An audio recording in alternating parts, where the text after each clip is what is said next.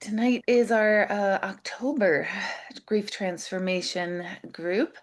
Um, I'll just do a brief overview for anyone new or anyone who hasn't been in a while of this group. But um, even though I've been talking to people in the grieving domain for 25 years, I didn't even dawn on me to start not really a grief support group, certainly not like a typical grief support group.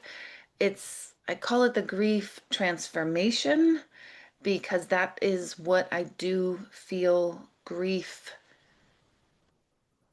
is capable of. I can't say that it always creates it. Well, it does always create a transformation for us, but to me, there's no more powerful experience, energy, emotion that we can go through than grief, which really, like, hate to use like COVID-y terminology, but like that really moves the needle. You know, nothing brings us to our knees like grief does. Nothing makes us so uncomfortable like grief does that it forces us to do something to tend to ourselves.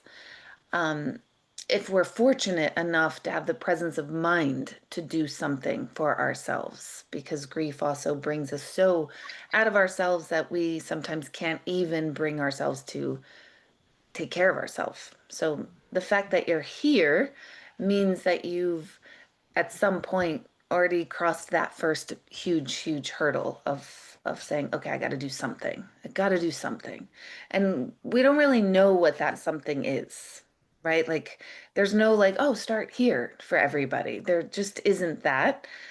So the group is fairly new. I mean, it's 2 years since I've started it in June 2 years ago. It's different every single month with the same sort of context and same sort of theme. Um, I'll talk a little bit in the beginning, and then we usually do exercises. I really want to hear more from you than you have to hear from me. Having said that, I just want to remind us to remember that this is not a place where we give advice to anybody else. You know, we're all on this, unless it's asked for, of course, if you want to get advice and, tell me a book to read or what did you do? Absolutely, we give advice, but unsolicited advice is often not helpful. And I'm sure you all understand that because I'm sure all of you have heard someone say, have you tried such and such? And you're just like, yeah, I tried that. I tried that. I'll try anything. So it's not a place for advice unless it's requested and asked for. And a way around that too, or a way to remember that we're really here to talk about ourselves and our own spot in our, I hate to use the cliche, but our grief journey, um, is to remind, like, if we want to share something, like, to phrase it in the say, like, what has helped me, or the thing that has helped me the most was, versus, you should try this. It was really good. So just be mindful of that. Although I know our intentions are always great, as are people's, I do believe, that want to help, but let's just be mindful of that.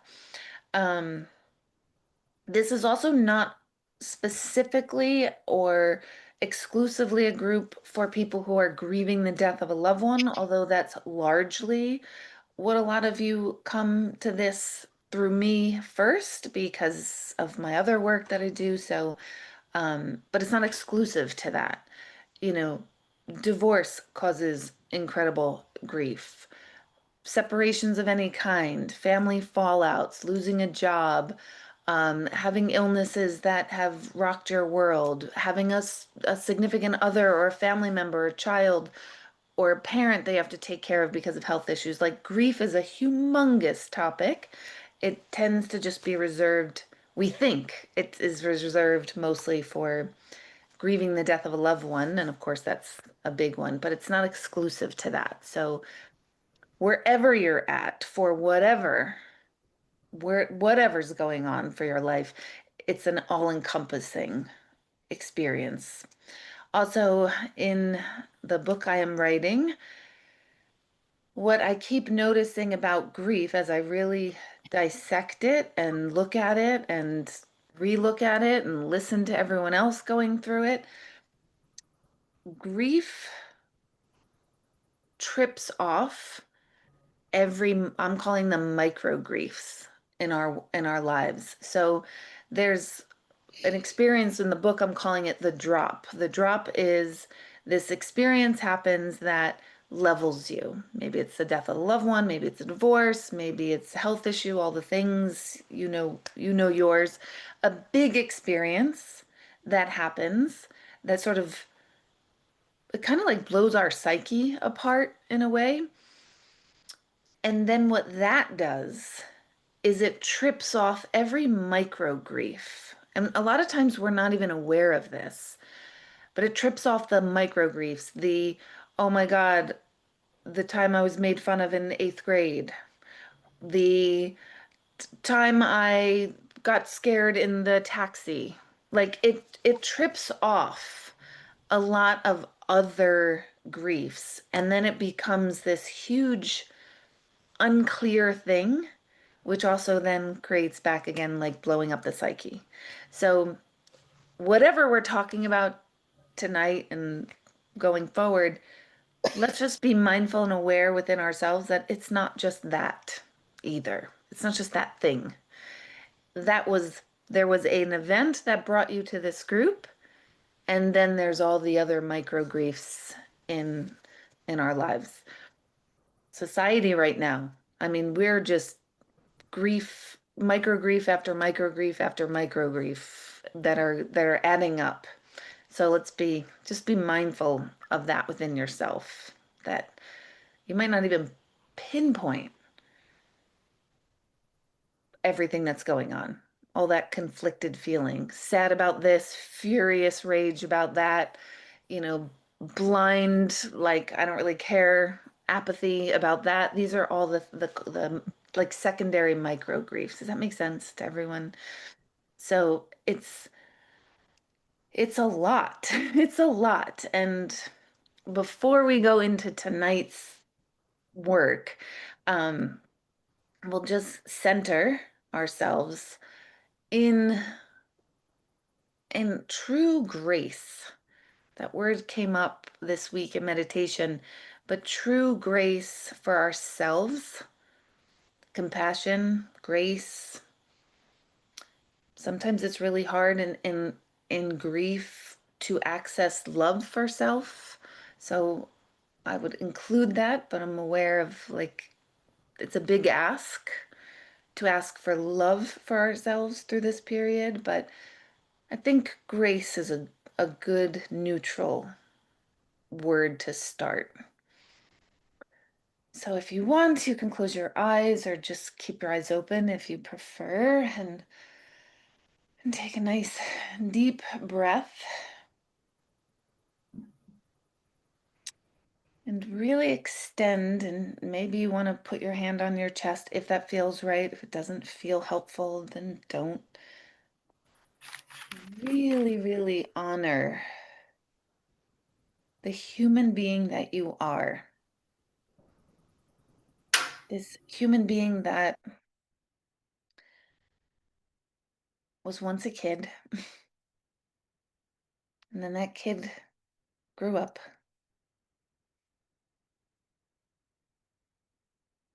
and went through lots of life events, the highs and lows of life, the joys and the sorrows, the celebrations, the accomplishments, love, disappointments. And we're bringing all that awareness, or at least touching upon all that awareness for ourselves, to bring grace upon ourselves in this moment.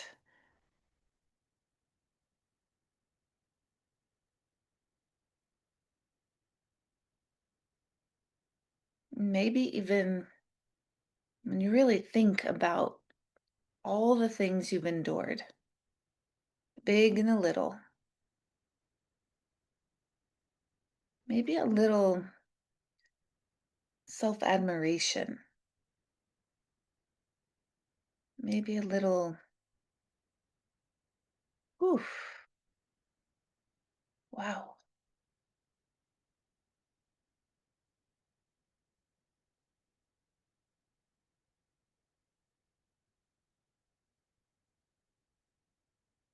Just give yourself a ton of credit.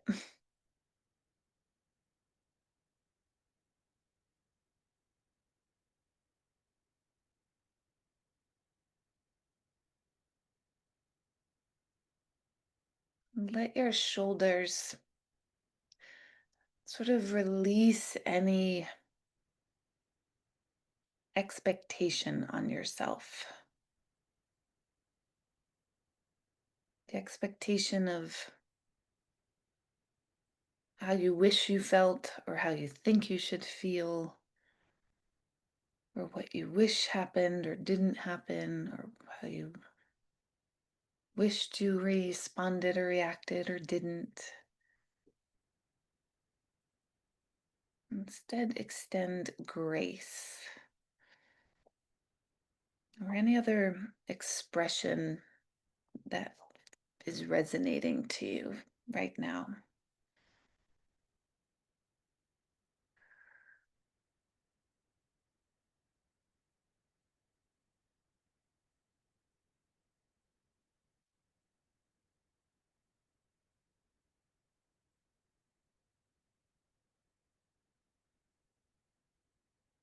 Recognize that all of life's experiences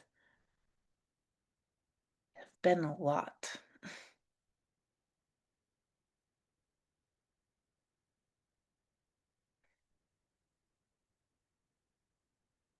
Give your body and your mind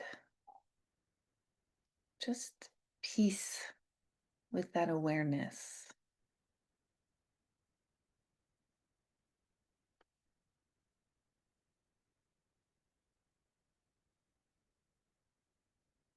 Maybe even like yourself,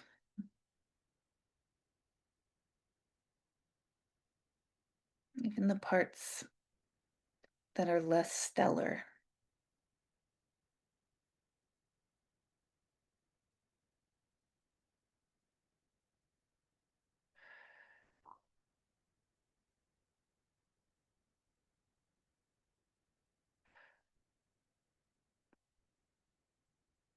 And this space right here, you can stay here forever.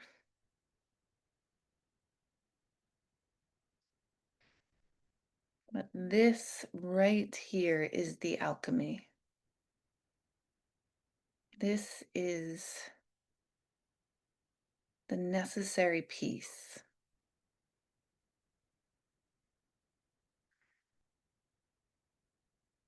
Necessary piece for grief to do its work in transforming.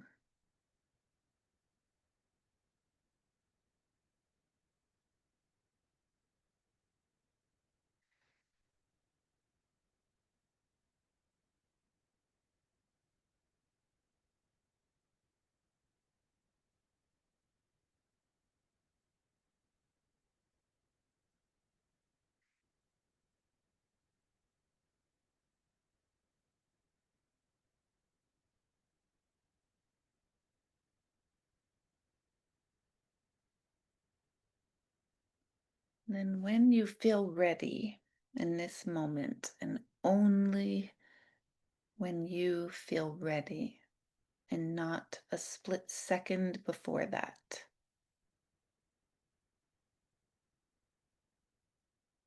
you can take a deep breath and open your eyes, but only when you're ready. There's no time frame. In fact, it's quite important to only open your eyes when you feel ready, and you will feel ready.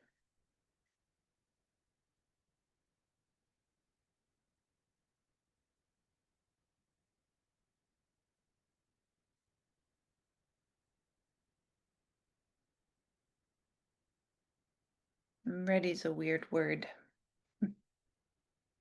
So sometimes the word might be complete or whatever else is resonating inside.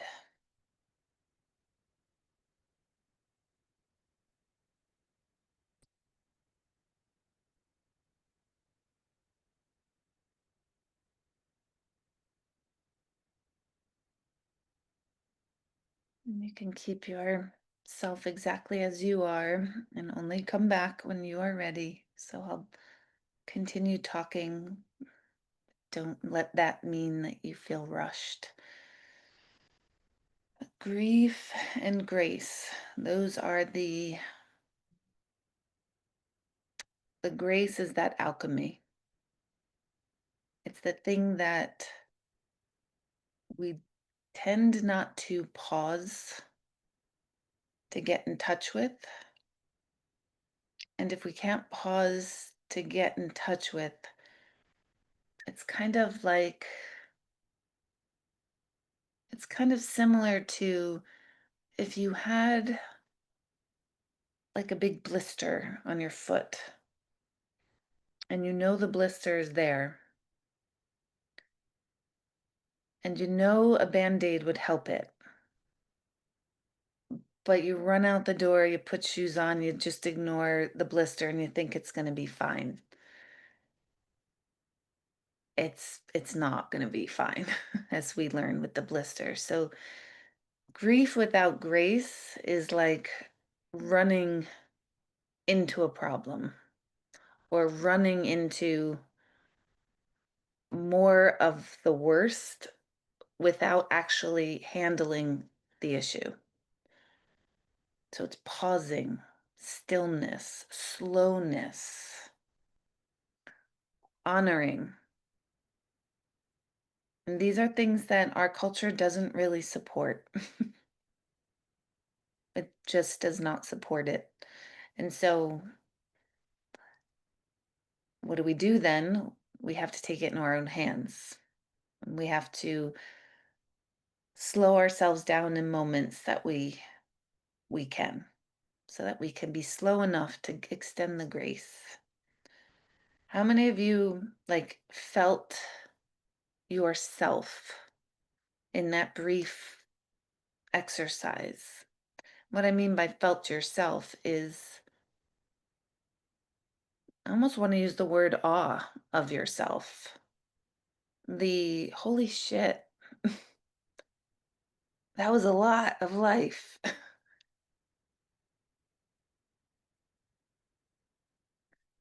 And that's amazing. And that's tender. And that's empowering. And that's sad. And all the things. But just a moment of like recognition is really all our body wants. The mind, different story. The mind likes to run a million miles per hour. And then we let it. And the mind is not a domain for grace. It's not. It's a domain for a shit show, as we all know, spiritually speaking, of course. So we have to remember the slowing down, the grace, honoring that self, the person you are, the highs and the lows.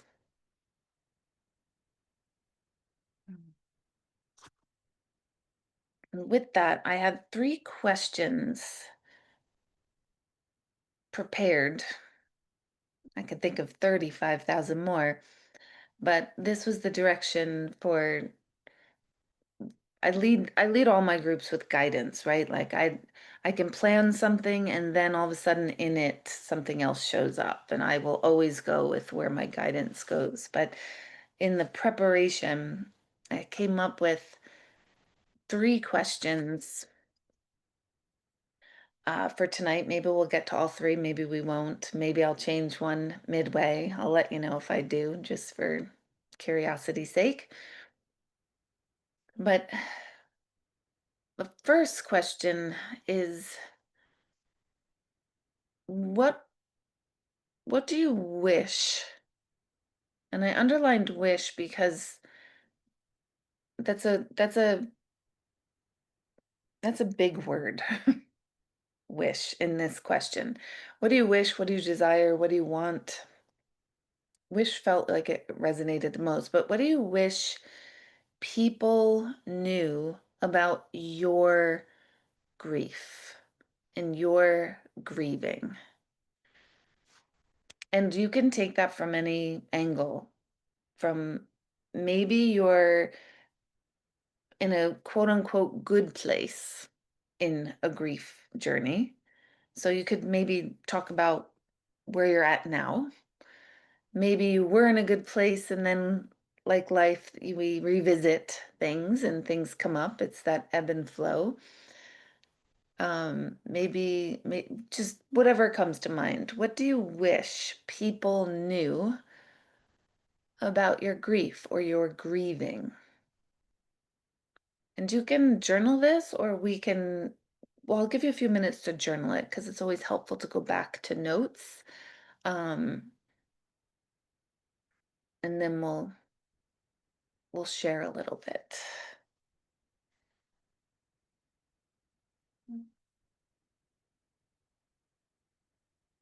And remember, in our workshops together, I don't know is always an answer.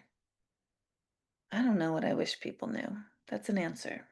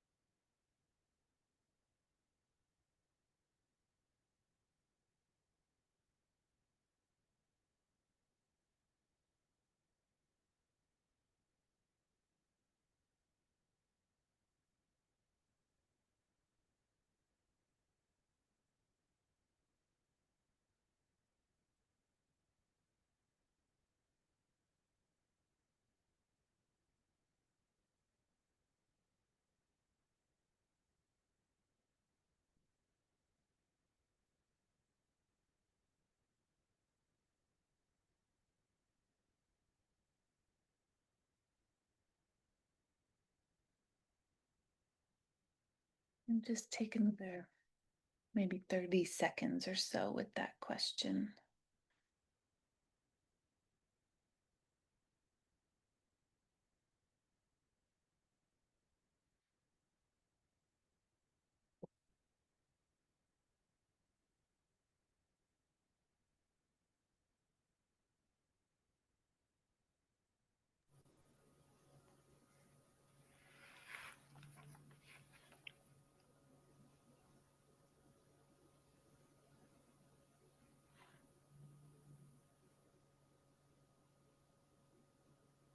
And then I want to try to get to as many people as want to share. Like nobody has to share anything you don't want to. So if you could sort of boil that down into one sentence, which I know is difficult because it's not one thing. If anyone has anything they want to share, and maybe you don't even have like the succinct thought well written out, but you have the gist of a thought, then share the gist of the thought. In other words, you don't have to be like perfectly precise with what you're meaning. Yeah, Kelly, I knew you were going to share. Yes. I just wrote grief doesn't let you rush it.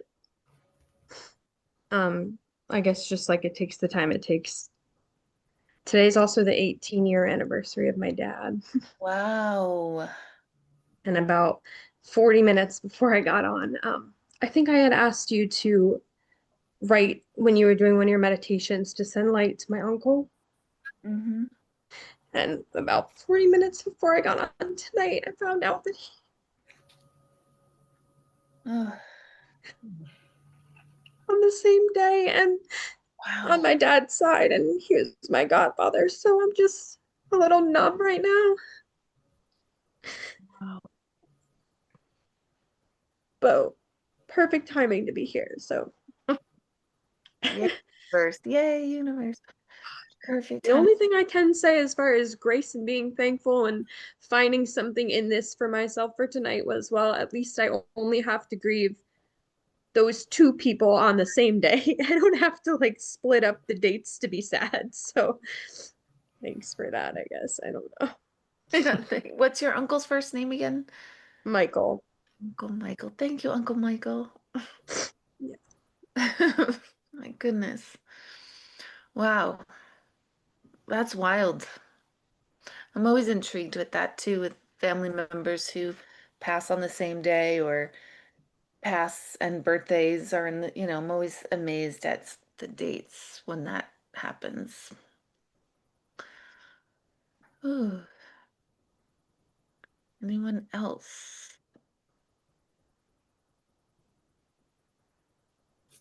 Yeah, Deb, go ahead. And you can all take yourselves off of mute. You know the deal. Nobody needs to, I don't want anyone to feel muted. I just wish that like your people knew that it comes and goes and it's still hard. And just to know like to give you an extra hug or not do something for you, but kind of do something for you because it just takes forever. So that's kind of what I wrote down. I like when you say like do something for you because we're conditioned, especially women, conditioned to not want to feel like we want to ask for someone to do something for us. There's something in our collective where we kind of feel like that's selfish or bad. So I like that you say that because I think we all kind of can get that feeling of like, yeah, I do want someone to do something for me.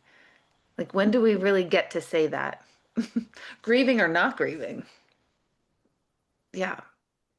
So, and yeah, it takes, yeah, that's a really good point because you can seem okay, and that doesn't mean we're not okay. And it doesn't mean we're not okay. It's like very confusing. Like, I'm okay, but I'm not okay. Yeah. Thank you. That's actually what I wrote, Yeah.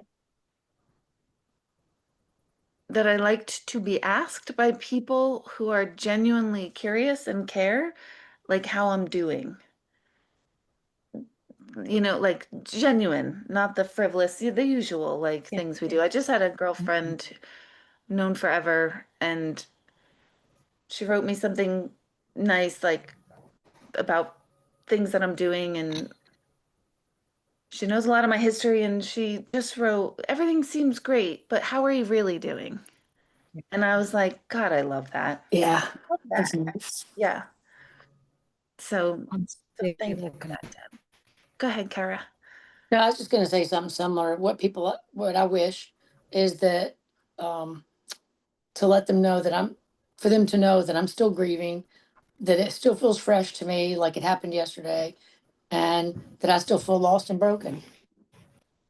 And, cause I am also a very positive person, and I have positive attitude, and I have a lot of blessings in my life. So they see that, but it's like, that's only a small part of me. Like the bigger part of me is grieving. But they see they see the positive, and they see how much I love my job, and they see the positive things, which is great. But they don't see the grief, and they don't see the pain. Truly, Why can't you hear? truly, truly. Yeah, Sheila, go ahead.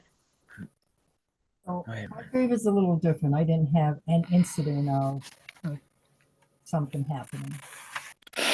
But what I need to put out there about my grief, and that I need to say that I just realized is I used it as a shield a lot and as an excuse for a lot of my behaviors. Wonderful. Yeah. That's a hard that's a that's a really the word I want. I want to use the word brilliant. Observation. And a really brave one. A really brave one. And I probably to a degree, that's kind of where the spiritually speaking clusterfuck of it all comes in. Because it's also enmeshed. It can get very enmeshed in it. Yeah, so thank you for that. That's a brave and brilliant observation, self-observation. And even you saying it like lifts it for everyone else. You know what I mean? Like we can kind of acknowledge that within ourselves, which is, again, goes back to grace. We're humans. Yeah, Vicky, go ahead. For me, I think it was I hid it so much because I didn't want the attention. So for me, it was that it existed and it still exists. And it comes, it can be, I can go an hour, I can go days, not days, I can go hours, I can go minutes, and it just hits at any time. People still will look at me and be like, well, he died 17 years ago, get over it, kind of, and they don't mean to sound insensitive, but I'm like, yeah, but it's not that easy. And you don't want to wish bad things on people when they say things like that because they just don't get it. And I don't want them to ever be in our shoes because the devastation is beyond belief, as you all know. So I think it's interesting. To be fair to those who loved me and cared about me, I hid my grief because I just didn't know what else to do with it. I didn't want to feel it. So I guess that's what I wish people knew about my grief was I hid it. I cried in the shower. I cried, secretly. They never saw it. So they're just like, oh gosh, she handled that really well. Well, now 17 years later, it's a clusterfuck still. So I guess I didn't handle it so well. Totally. Well, I wouldn't say you didn't handle it so well. The grace, we handle it as we best we can with what we've got in that moment. That's the name of the game. That's the name of the game. Yep. Another great points. Thank you. I just wrote that there's lots of pieces to it. So it's not, I mean, I couldn't believe how long my list was. It started with and it goes back to where you started, but they change over time. So it's not just the loss of my parents and my sister. a lot of personal losses. And then there's the trickle effect. That was when I was so young. But it's almost like now that I'm older, there's like a re-grief of things related to the accident that I had when I was 16. So like this list is sort of all related to that. And maybe, I mean, part of it is seasons of life. So you have, I don't know, maybe I'm making a new word for your book. It's like regrief. It's like post grief that's a new grief. It's I do have a word for that in my book, and I'm calling it the echo. yeah, It echoes. Mm-hmm. and it was good to write it all down because it's been all in my head. But when someone says, you know, how you doing, you certainly don't want to give the shit list. You know, I mean, Yep, I do. Yeah. Maybe we should have a night where we do that. How are you really doing? Like my friend just, but how are you really? And that, you know, because wow, the power of those words. How are you really? but what's Are you really interesting, good? I guess it's a statement on our culture, and I didn't think I was a serial poster, like a serial post person on social media. I don't post a lot, but I post pictures or whatever. And 3 people over the last 3 weeks, which I should feel grateful, Grace, said, "Are you okay? Like you haven't posted anything in a while," which I thought was sort of funny in one way that like, oh my God, we're being judged on, you know, that we didn't post enough. Happy. But, you know, I guess, you know, you post events in your life and it's just been sort of quiet. Yeah.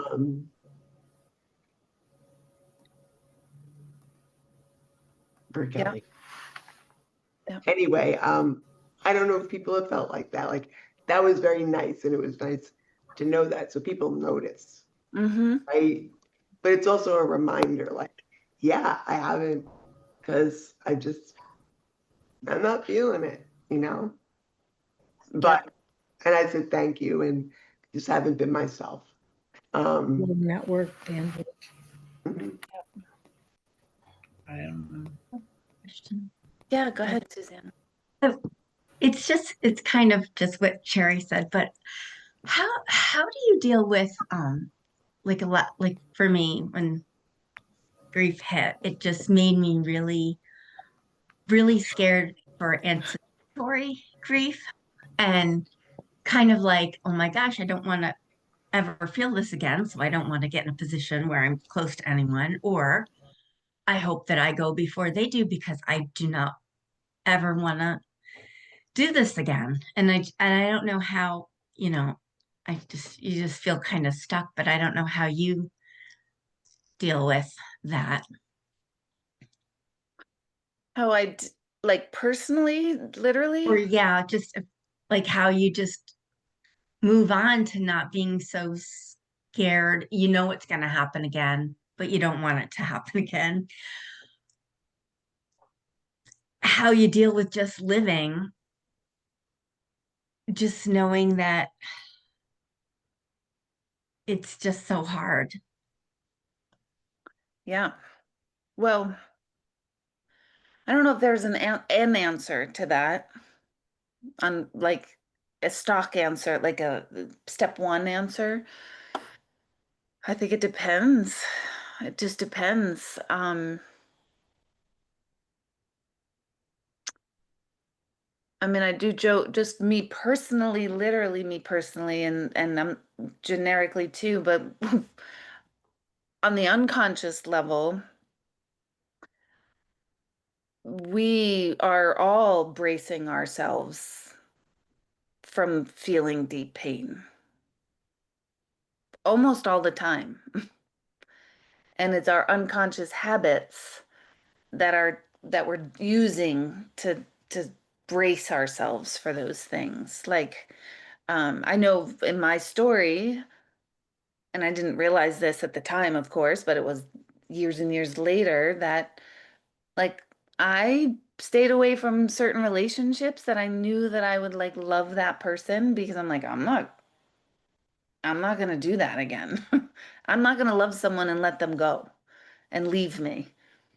So my relationships became people I cared about. I'm not like a sociopath, but not that I deeply loved. And I knew that. I knew, like, my first husband, I knew, like, I loved him. He's a good guy. He's fine. But I knew, like, he can't hurt me. It's not that much love. So sometimes like it's helpful to brace ourselves to notice how we're bracing ourselves unconsciously for that. For Greg, I always say, I'm dying before you. I don't care. I don't care. I don't care. I'm doing it before you because I'm not doing it. I'm not doing it. The other is really, if there did have to be an answer, it's the worst answer, I feel, but you have to feel it. I think actually feeling the grief is not as terrible, even though it is horrific. It's not as horrific as all the things we do to stave off the grief. All the walls we build around ourselves are way harder to create and sustain than the tsunami that we feel in grief, ironically. That is one of my next questions, though, so it's perfect. My other question, one of my other two questions tonight is, what are your greatest fears about grief? Because there's so much fear, there's so much fear, regret, fear, guilt. I mean, it's just a compacted thing. Does that help at all? I mean, Yeah. I don't think it's helpful, but it is honest. Thank you. What do you feel like? Are you saying that you are purposely not opening yourself up out of fear of being hurt, sad? That and also just it just brings you to think about everything else to come that's so close to you that you'll lose. Totally. Feeling it. The only answer is through. Like literally feeling it, which is not what we want to hear. Because it's like, no, but that's not what I want to do. But it's that moment where it's just something takes you down. We all have had it. Like we're doing okay, everything's fine. I'm doing okay. We're busy, we're doing. And then something takes us down. There's a line in a song. I always forget the name of this song, but it basically says like where, something can blindside us on a Tuesday. So like something will just take us down. It could be a song, it could just be a memory, could be who knows, could be the air, the smell of the air, actually, that, around an anniversary of when someone passed, or when someone got diagnosed, or when you had an accident, or it was, literally, I mean, there's science about this, like the air, the smell in the air, your brain has completely recorded every part of your life. And in the moments where we experienced what I'm calling the drop, is like the big event, we have many of them, not just one, but the brain really hyper records that scenario. So the next time, like the sun is about to set and it's a fall crisp day and you might smell someone burning leaves or something, that alone can be the trigger. And you don't even know. So feeling it, though, is the only way through. Feeling it and talking about it Yeah. to people who will hold it and listen and hear.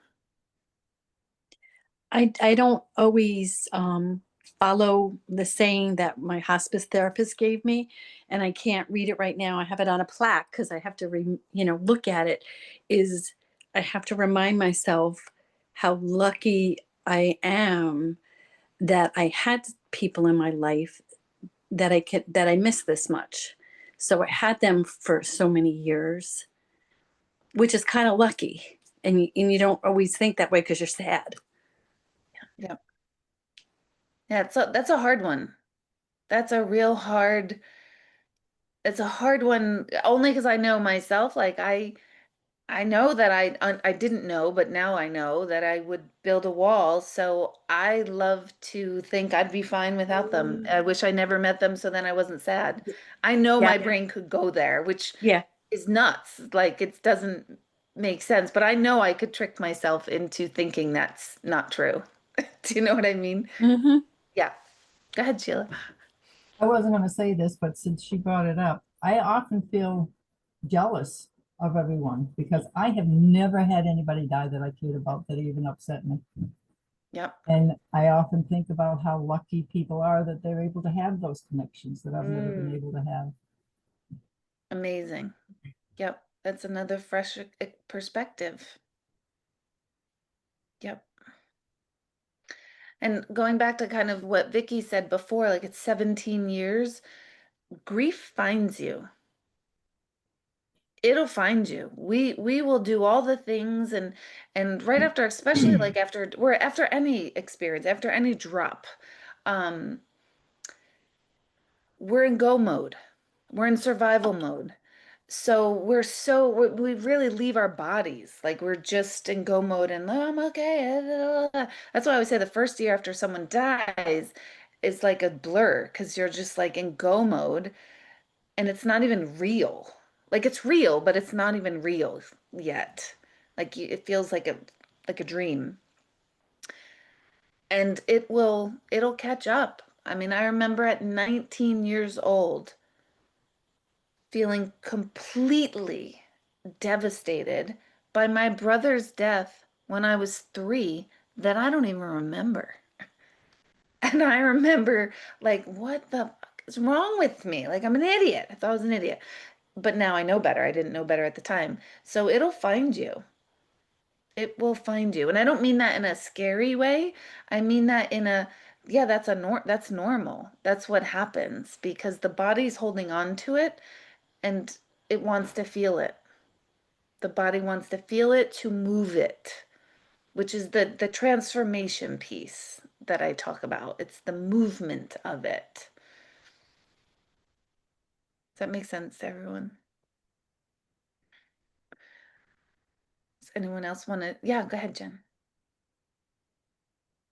So I struggled a lot with anticipatory grief, like what you're talking about, when my daughter was ill, and then she passed. And so I went through the awful experience of that. And now I struggle with that a lot with like my parents right now. And like a lot of they're pushing 80 years old and all of their friends are passing away. And I'm so fortunate to still have them. So, but like, I feel those anticipatory grief feelings kind of creeping up again and that old, and yeah, I know we're not supposed to give advice, but this is kind of like the way I sort of dealt with some of that, even with my daughter is just to kind of try. It sounds so cliche, but like try to be in the moment. It's like that anxiety, like you can't worry about the future because you don't have control over that yet, type of thing. And so like I would just, and I still do this now. Like I make that extra effort, make sure I call my mom, when I'm driving home from work. And or like I went down to visit my parents last weekend and help them do their yard work and things like that. Like I'm just making sure that I'm carving out the time to have those moments now.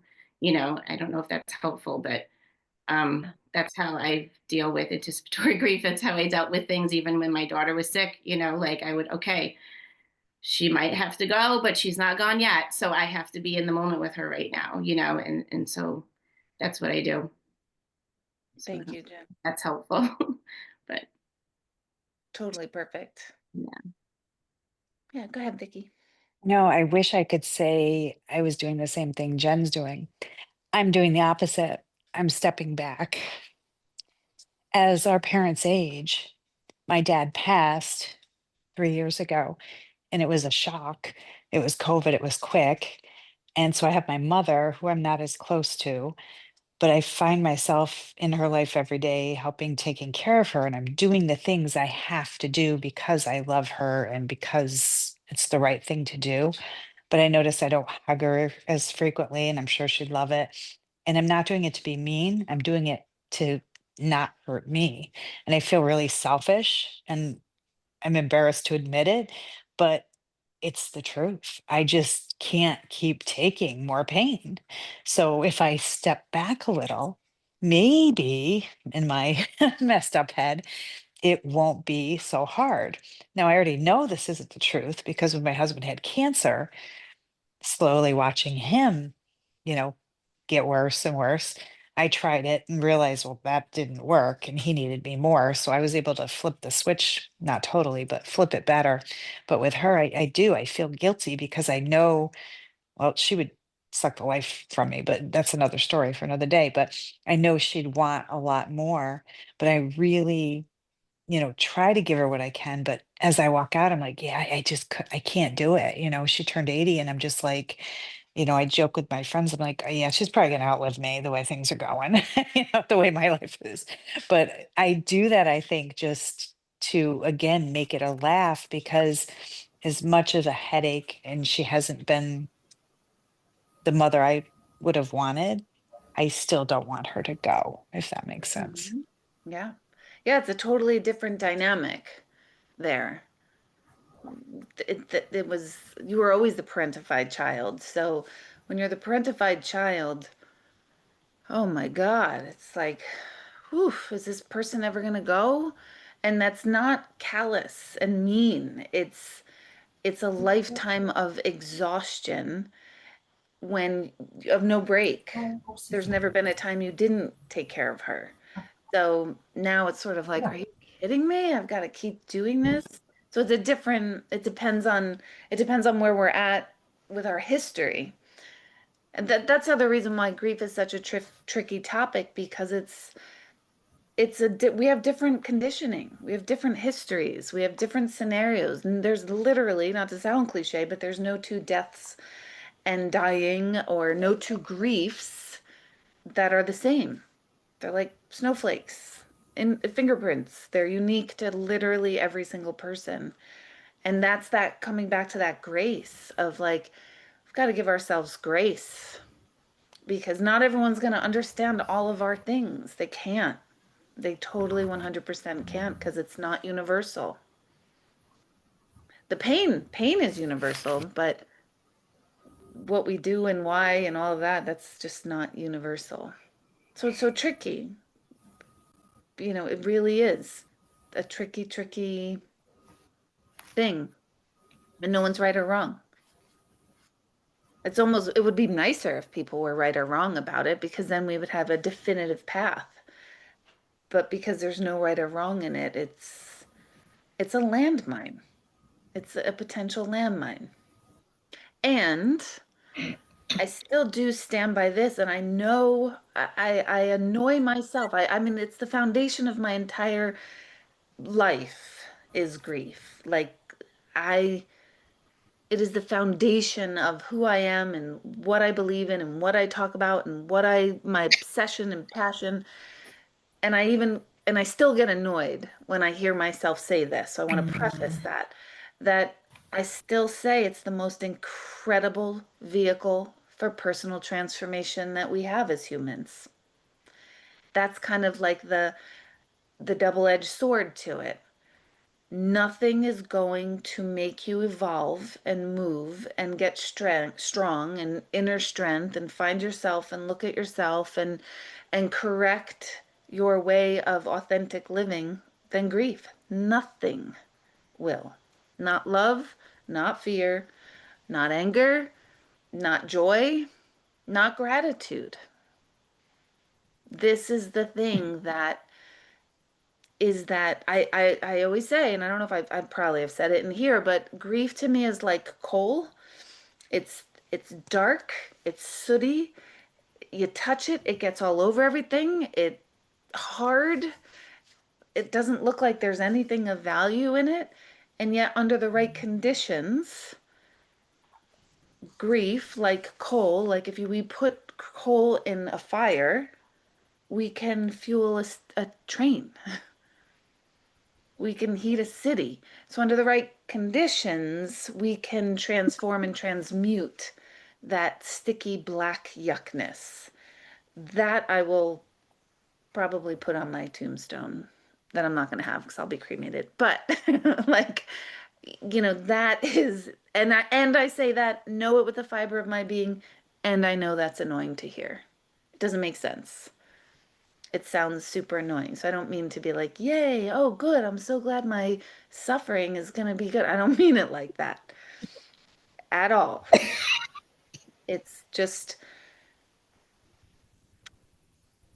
I see people every day like, holy shit, I'm in awe of the human spirit under the conditions of grief because that's when you get real and you find yourself, no cliche intended, but it's appropriate. Does that make sense to everyone? Yeah. Yeah, Jane, go ahead. So I debated about coming on, logging on today because I was not feeling like I wanted to go deep into anything like this. So uh, I did write a few things down, and you basically just said the same thing, that it's not the same for anyone or everyone. We all are different. I hate when people say they know exactly how I feel. That just makes me crazy. And the other thing is, we're never getting over it. So here we are. And someone said, I think it might have been Kara, that you were using it as an excuse. Sheila was saying it. Yep. Oh, Sheila, sorry. So I don't think that that's wrong. I think that's self-care, that if you decide that whatever it is, if you don't want to be somewhere or go somewhere and you're feeling your grief, then you say, hey, not today. But here I am because I missed everybody. I'm glad you are. Yeah. Oh yeah, I know exactly how you feel. I remember there's a story in my family. We actually all laugh about it. Um, I don't remember it. These are just stories that were told. But right after my brother died, he was 4. Um, one of my siblings, older siblings, had a friend. Her name is Tammy, and Tammy was 11, 12 years old, something like that, when my brother died. And she said to my mom, I know how you feel because my Uncle Bucky died.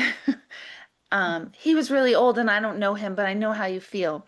And it's a very funny family story because my mom remembers thinking like how touching this young girl wanted so badly to express that she could empathize. But it became actually like a little moniker, like, I know how you feel, Uncle Bucky died. It's become like a funny story in our family. But I think Not people lucky. do say it as a bid for connection, and it might not, it doesn't land, it very, very seldom lands well for anybody. I mean, an 11-year-old saying something like that is Oh, totally yeah, different than your, your sister, right. 45-year-old, 50-year-old sister-in-law who doesn't have Totally, no clue how I feel. totally. Yeah, and you can't compare deaths. No. And people Well, like to do had that. anybody that died. It wasn't just, I mean, if your son died, that's one thing, and my son died, but it's not the same. It's not. No two deaths are the same. And that doesn't mean you're closer or not closer. It's just they're all different. I mean, that's just the way it goes. We Yeah. can't really explain that. I've had so many people say, someone just this morning, Deborah, I don't understand it. Like, I was so close with my dad and I was close with my mom, but like my mom's passing didn't bother me as much as my dad. That's not shocking, like, Or vice versa. I was so close with my dad, but his passing didn't bother me, maybe because she did do the anticipatory grief. I mean, there's no script. And again, going back to Jen, it's like that presence of the here and now. I got to stay right here. Just right here, because that's the only thing we can manage is like right here, right now. Because the rest of it is a tsunami. Oh. How are you doing over there, Patricia? Taking it all in? Yeah, I'm having some technical difficulties, Deborah. Can you hear me? Yep, totally. I don't know, you're going in and out. I guess it's on my end. I don't know. I wish that people would know that I'm grieving more now than 2 months ago when my husband passed from ALS. I was numb then and I'm feeling it more now. And this is the worst I've ever felt in my life. And that there's just like, are you feeling better now? Are you good now? Like I had a cold.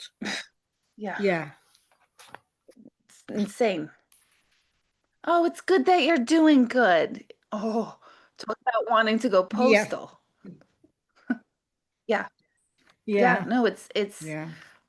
the problem too with grief when you're dealing with other people that don't get it is then it invokes rage, right? Like when people Yeah. don't Yeah. understand and then Yes. we end up feeling like we're the unhinged one. Yes. And guilty. Yes. Yeah. Totally. Totally. That we need to lift that up and realize like what if grief is like if you had two broken arms and two broken legs, none of us in here would ask you to help move cinder blocks. It's like a no-brainer. We wouldn't even consider you for that deal. We wouldn't consider you for much at all. We would just be more tending to your needs because you got two broken arms, two broken legs. Grief is like that, only everybody's asking you, hey, oh, you're good? You're good? You look good. You look great. Could you help me close my pool this weekend? You know what I mean? And you're just like, wow, wow. And then you feel like, am I selfish for not, excuse me for my French, but like not giving a fuck about what your needs of me are? That's, oh, maddening, maddening. And you can't really, I mean, we can say these things, but then you feel unhinged. So we just kind of swallow a lot. Like, yeah, great. Or not want to talk to them at all. At all. Again, Right. though, the benefit of that, which again, you're not in that benefit phase at all. The benefit of that is it puts a category real quick who's on your side and who is not. It Yeah. makes that clear. And I think Yes. another micro grief is realizing less people are truly on your side than we thought originally. And it's not even Yes. malicious. It's just sort of No. like, yep, that's a person who No. I'll trust, No. and that's a person I'm just not. I'll go to the movies with that one, but I won't share anything of meaning. It creates that very clear divide. I True. had So I went to an accountant for the second year, and my answer always was, how you doing? I'm okay. I didn't say good because I didn't want to lie. I'm okay. And unfortunately, he was like, well, why aren't you good? What you should be feeling good. And I'm like, well, my husband died months ago. So he was like, oh, I'm so sorry. But right, you kind of get angry. It's like, don't be telling me I should be good. I'm happy to be okay. totally, totally, totally. Yeah. Someone said to me the other day, and I love it. It was Ralim in here. Um, was asking, yeah, how are things? She goes, well, life be lifing, and that's my new phrase. Life be lifing. If that doesn't sum it up, I don't know what does. There's your answer. It's not. I'm not good. I'm not okay. I'm not bad. I'm not what life be lifing. All right. Life be lifing. It's my favorite line. The social politeness is fun. It's real fun. Wouldn't it be a real fun world though if we were if we could be who we are with our main people, with everyone? How fun would life be? Mhm. I would love that. Go ahead, Jen. It's funny that you say that because like Vaughn and I are in this phase because Billy just started kindergarten, right? And so we're meeting all these new families and new people, and not many people know our stories. So it's like we're kind of going through that like goof phase of like who can we trust and who do we know and who do I even want to tell the whole story? You know, it's like so like one of my things that I wrote down, like I wish that people knew that I was like at peace for my daughter, you know, and that when people talk to you and they're like, oh, how many, just in passing, like how many kids I'm always going to share that I have a daughter, right? But you don't always want to go into the story. And I don't need to hear everybody else when I tell that she had cancer. I don't want to hear everybody else's cancer story in return. You know what I mean? And you want to be polite and just listen, but it shifts the whole energy of every conversation. And I'm just trying to like bring my son to the playground and like meet new friends, and like you just casually make conversation with people like, oh yeah, well, I have 3 kids and one's 26, turning 26 soon, and one's would have been 20, and then it just, so my wish is like that, like I don't know how to figure out a better way to navigate that whole thing. And like there's times in my grief where I'm not in a place where I can talk about it, and other times I want to acknowledge that she's my child and that she's part of our family, but I don't want to get into the story, and I don't want to come across as like I'm insensitive or like that must be weird of her, because I just move on to like, oh yeah, and so like what kindergarten class is your son in? You know what I mean? So it's very, Mhm. it's an awkward phase we're in right now, talking about social situations and stuff. Super awkward. Yeah, Yeah. And it depends, right, on the day. Some days you definitely. might want to go into And the it, some person. days you might not. And Yeah, the person, exactly. yeah. So again, because there's so many variables, there's no path. It's where you're at in that moment. Yeah. That's the grace.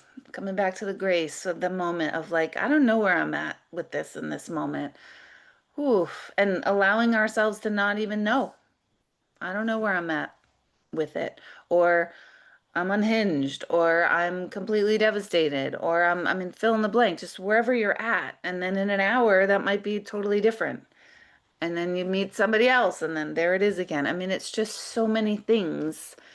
And over time, those things kind of, there's longer intervals between the extremes of all the feelings. And I think that's, like when people say like, we don't get over it. You don't get over it. You never get over it. You don't. It's concretized in your system. You don't get past it. But there's longer intervals where you're not walking through the landmine. You have longer distances until you step on the next landmine. That's the only way I can describe. And then you might not. And then you might have a month where you're like, "Oh my God, I don't know what's wrong. Everything is a landmine for me." So it's just wherever you're at in each moment. Going back to what Jen said. Presence. Presence, presence, presence. Anyone not share? Just our first question and wants to share. If you don't want to share, by all means, you never have to. But does anyone feel like they want to share what you wish people knew about your grief? And yes, Michelle, exactly. Some people can sit in the dark with us and some people can't. And then you hold on to the ones who can. That's it. They're they're the real ones. And there's probably very few of them.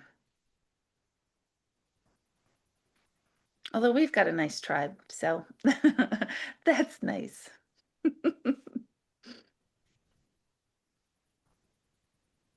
I don't know. I don't know if I want to even go into the other 2 questions. Um, as far, I'll give you the other two questions that you can kind of sit with for yourselves. One is, what are your greatest fears about grief? Like kind of Suzanne, what you're talking about, of like that anticipation of what could happen, what might not happen. I got to do this again. I can't do this. I know a big fear is that comes to me. I've felt it myself. I remember growing up hearing my mother say this, and sit with people every day with this of I'm I'm so afraid to feel it because it might end me. That's a big one. So sometimes it's like we busy ourselves because if I feel it, I'm so scared it's going to take me out. The feeling of desperation and pure, all of it, the depression, all of it. It's feeling it sounds and feels so scary that staying on the fringe of it feels better. So, what are your greatest fears about grief? And then the other question was, what do you wish could fix it? And what I don't mean is, because we all would say, I wish that thing didn't happen. We would all say that. But we have to come from where we are. Like, what do you wish could fix it, could heal it, could help it? And that's a hard question.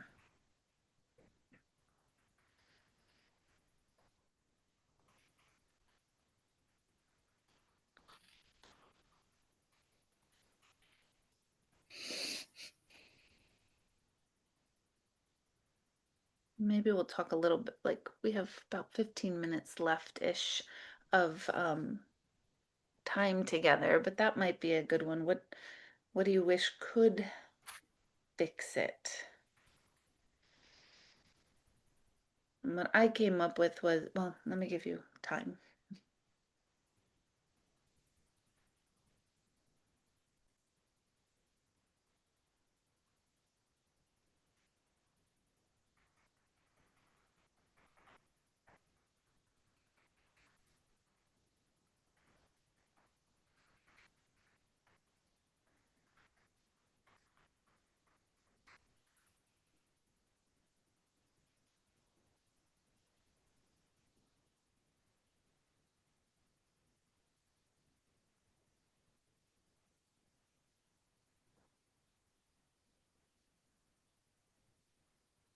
No. No.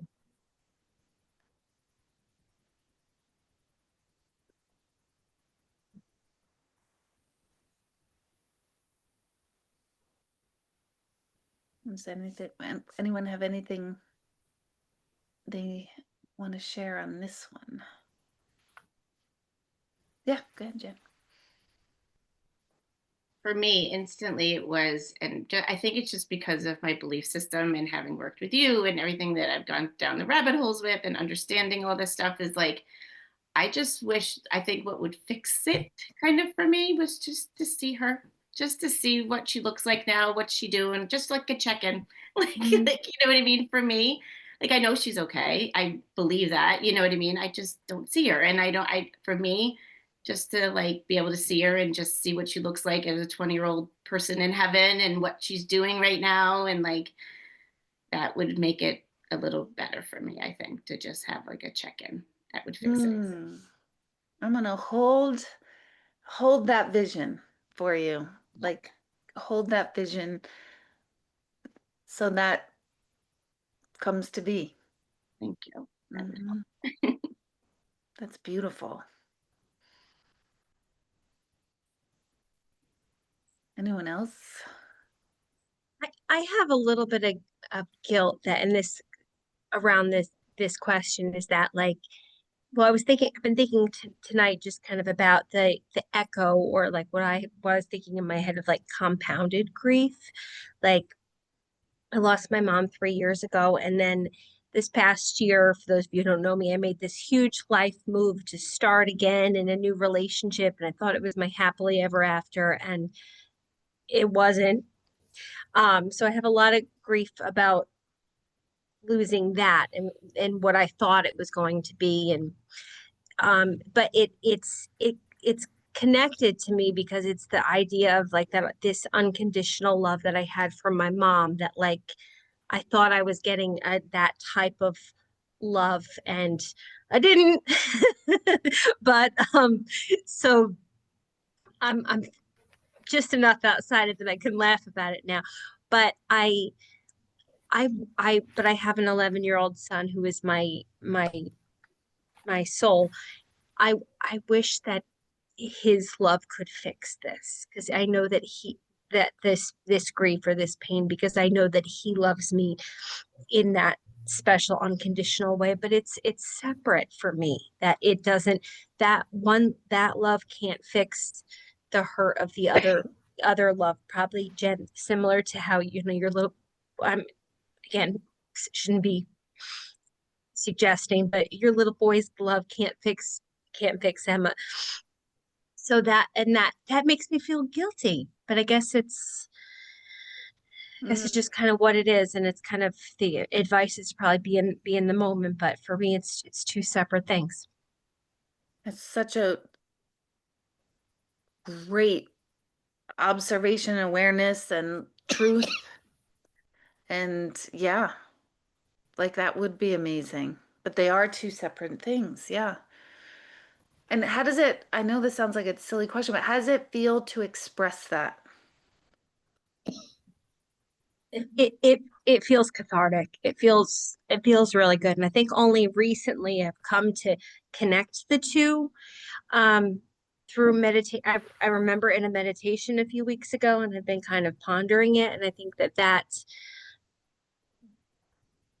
has helped. It identifying the connection has helped the grief of the more recent heartbreak, that and it doesn't seem as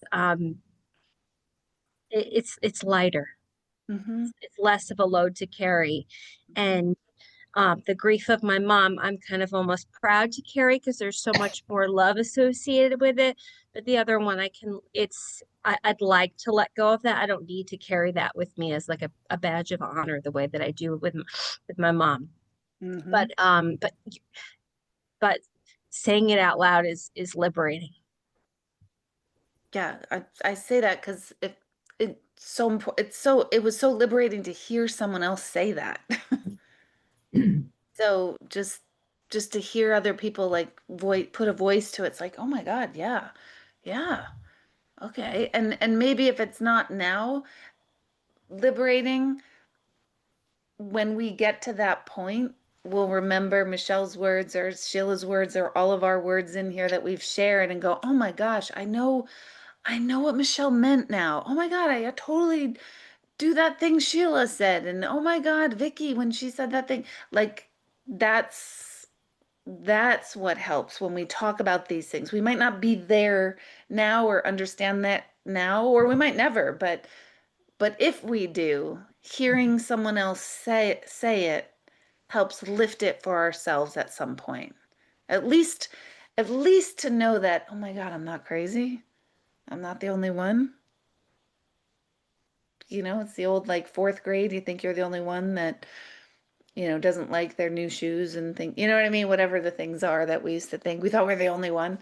And we're not ever the only one who feels anything. We just need to find the people who want to voice it. So thank you. Anyone else? What do you wish could fix it? I wrote that I wish that I could feel it and be done with it and move on.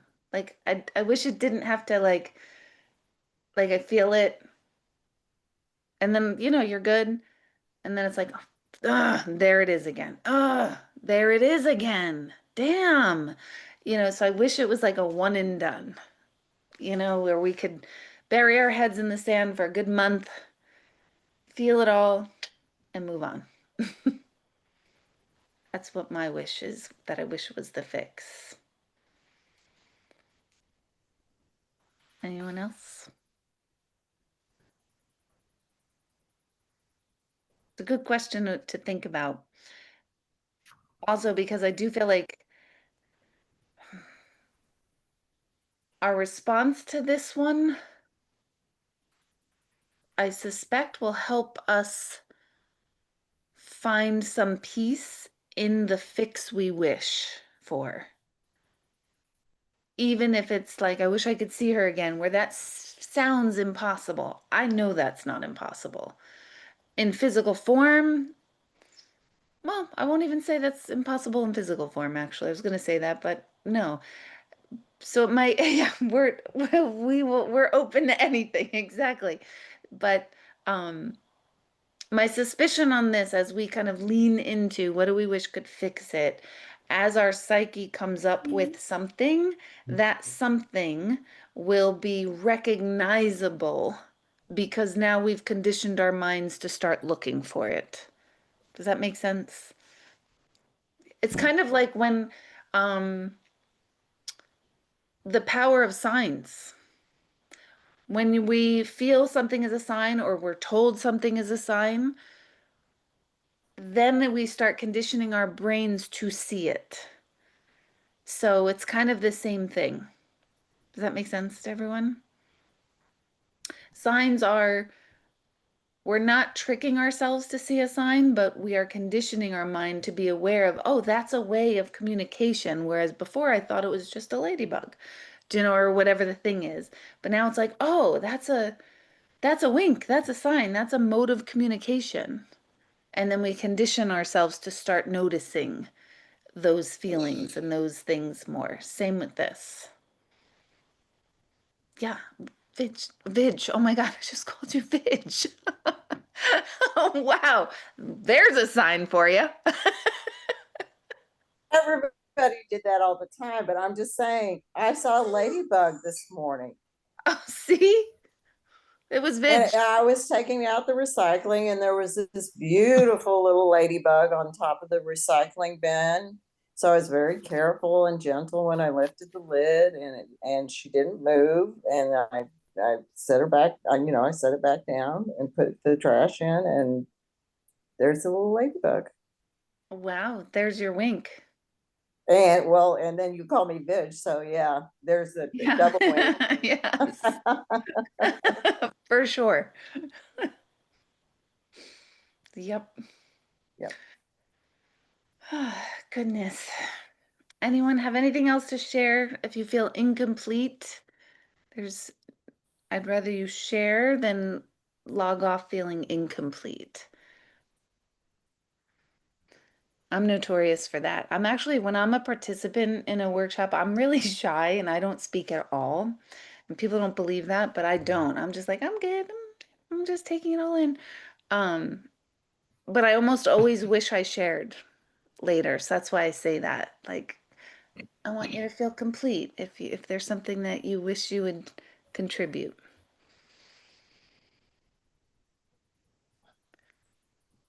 No. All right. Well, it might be good to kind of go over these questions or at least let them rattle in your mind um, from now until our next grief group, which will be sometime in November. I don't remember the date offhand.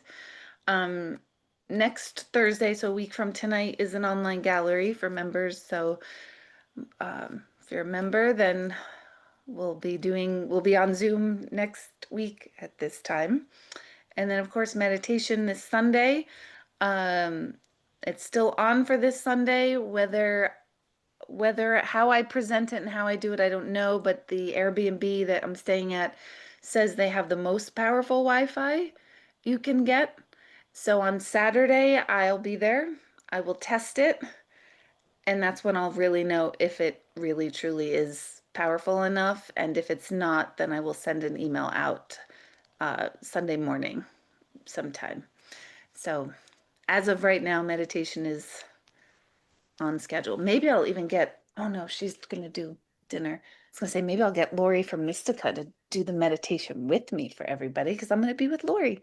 So Yeah, we're gonna go to Montreal. We're in Montreal this weekend. Yes, so maybe if she's done with dinner by 8 p.m., maybe she'll lead it with me. Oh my God, that would be like a little dream, right? Ah, if you haven't met Lori, you all need to meet Lori. And I think that's it for workshops, right? Membership chat. That's coming up soon, right? Is it? I don't know. The 7th. The 7th, right. Okay, so Tuesday night, 8 p.m. is our membership chat. So be there, be square. I'm a dork. Thank you all for just your presence and your vulnerability and your willingness, your grace to at least be present with yourselves. This is the alchemy, what you're doing here. Even if you don't feel like it changes anything, nobody ever feels changed until they feel changed. So it's working. Let's just put it that way. And don't forget to take yourselves all off of mute to say goodnight. And I'll see you Sunday. Good night, everyone. Good Night. night. Night. Night. Thank Have a you. safe Night. trip. Good night. Good Good night, night, Patricia. everyone. Have a good Good night. rest of the week. You too.